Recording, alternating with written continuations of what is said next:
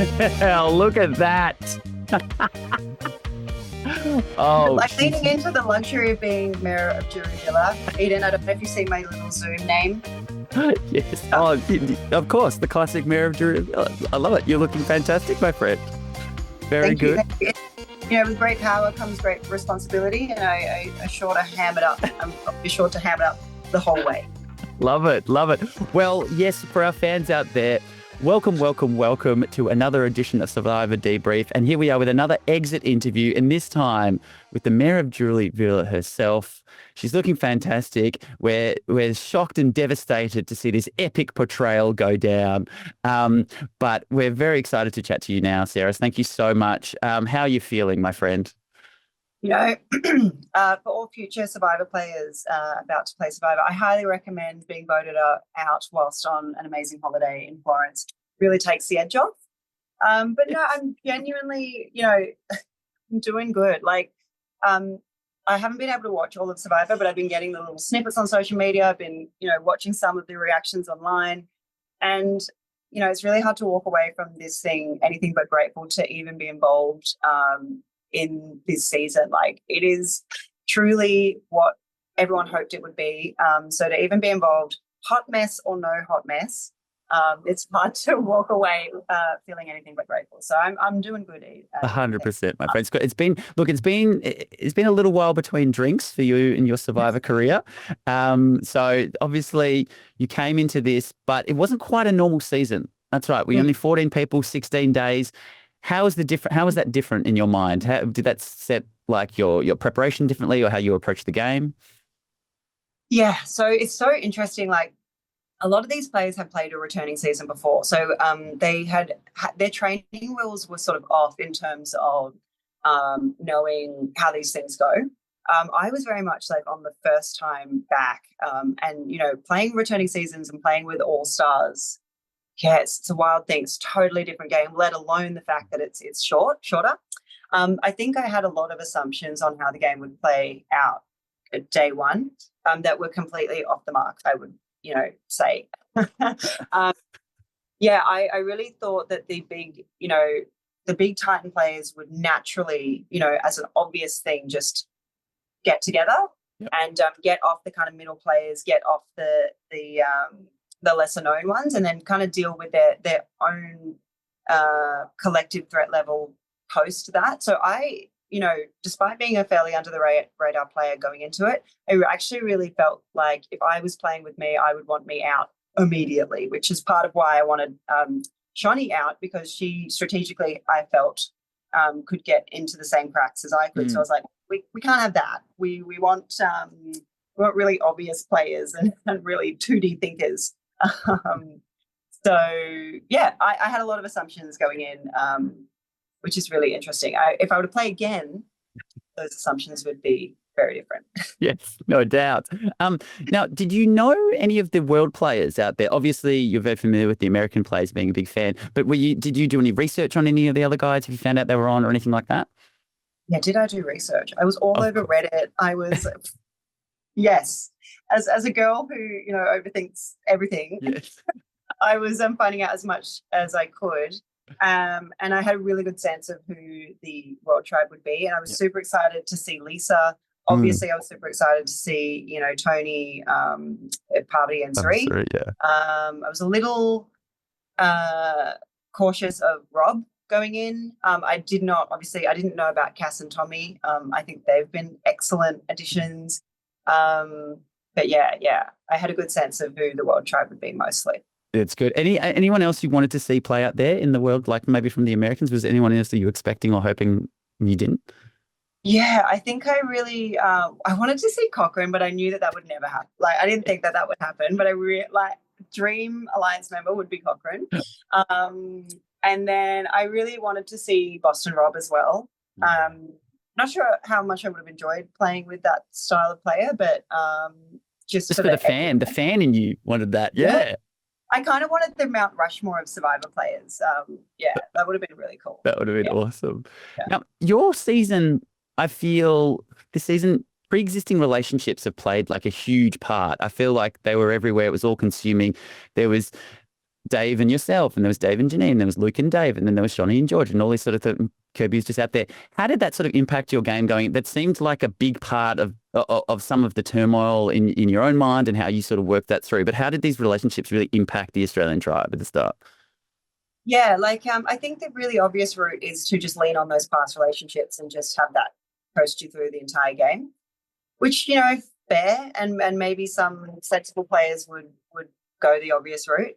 My considerations for those pre-existing relationships was that, they already exist. You can lean on them in a really subtle way. Like you don't have to nurture a lot of that overtly, because you have that foundation. So I was really trying to forge new relationships and fresh relationships that could have their own life in the game. Because I also think it's really hard to play with friends because it's so convoluted. So I wanted And there to is only one winner at the end of the day. exactly. Yeah. So and Dave and Luke and I had kind of side conversations of like, hey, let's do our own thing, but like if I hear your name or you hear my name or anything like that, we'll do what we can to save each other. And despite how things played out, I was working my ass off to try get the heat off Dave. Despite how things played out. But another big thing as well with Luke and Dave, like I really felt, going into it, that if I was to just fall in line with them, I would end up being their caddy and, like I said, be sucked into just their orbit.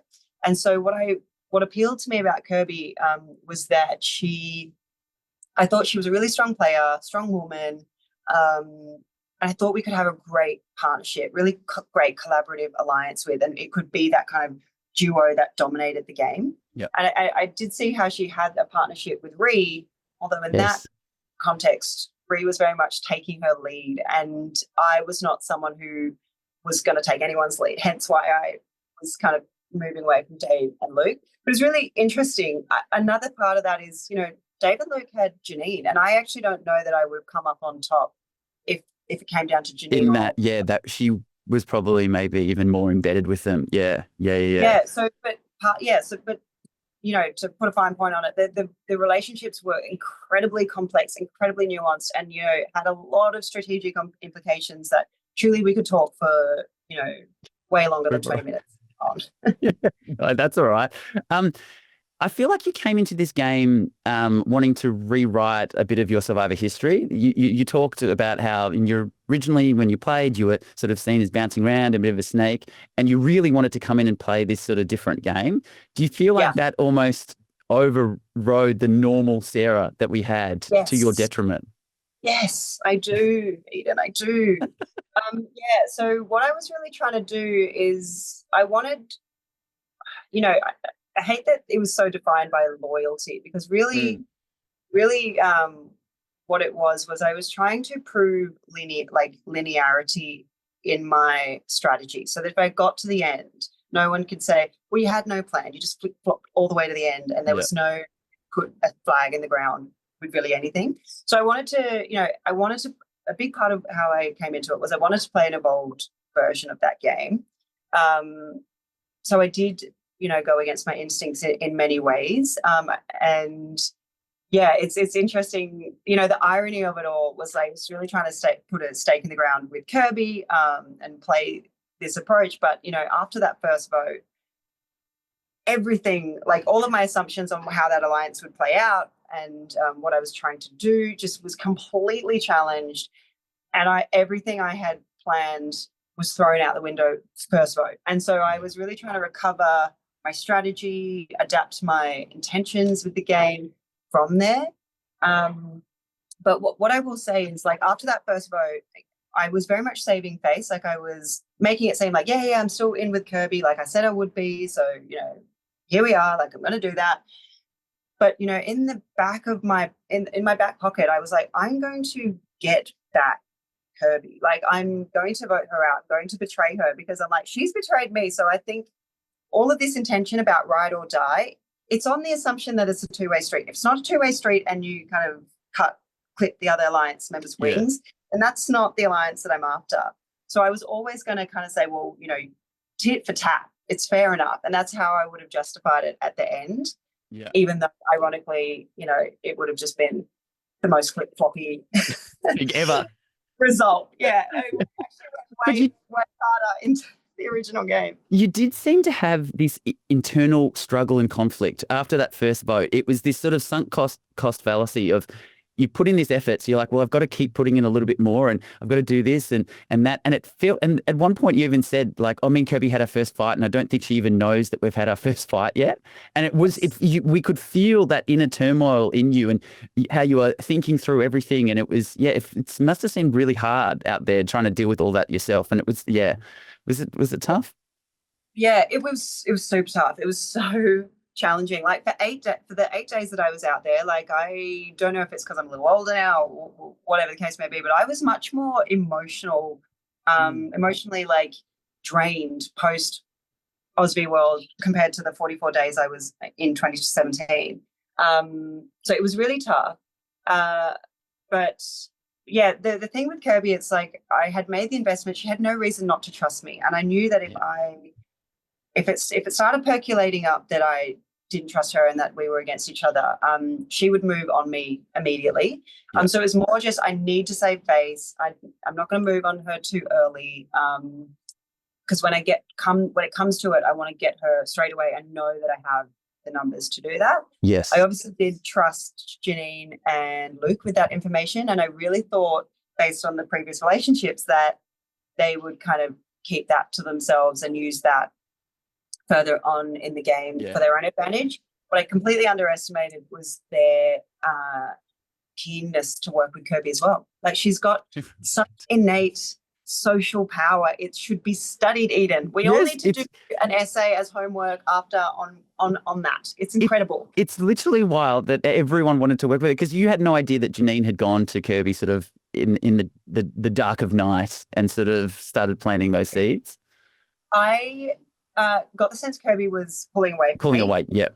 Now, in that sense, in retrospect, it was absolutely because Kirby had that information. Yeah. So I knew that, but I just thought that I thought it was my fault. Yeah. I was like, oh no, I'm giving away, like that. I've somehow given the game subtly away. Clues, but no, it's not. It's just someone telling you. No, it's just really obvious. Just over there behind the tree. Yeah. Right. Yeah. So again, like I maybe overthought that one and didn't assume, didn't consider that she'd found out that information. But yes, it was all kind of crazy.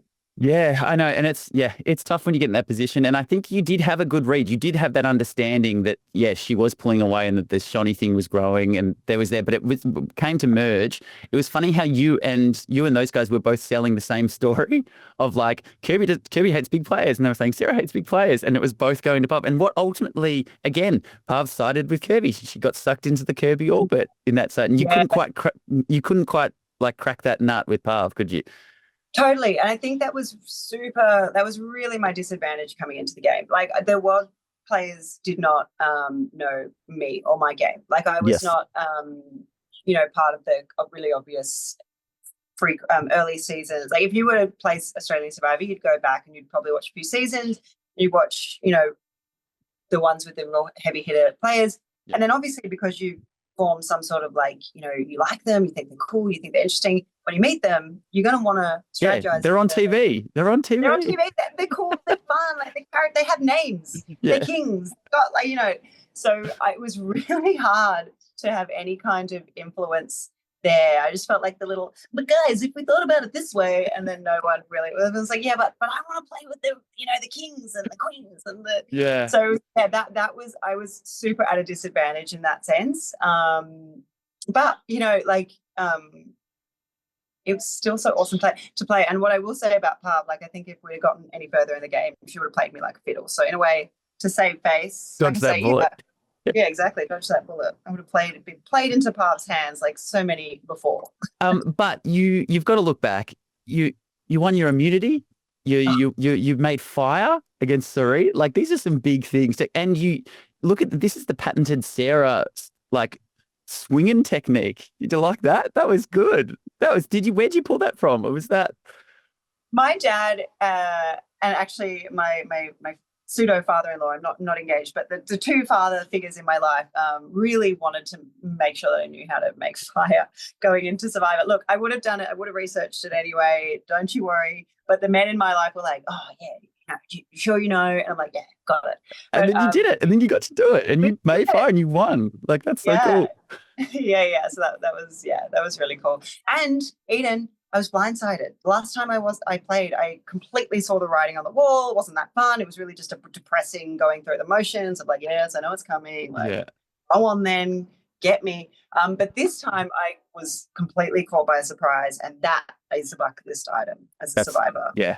Very good. Well, you've ticked so much of it off there. So as we come to the end of this chat, if they were to run it back and do another Aussie World, is there an Oz player that you think would be a good addition to the Australian side?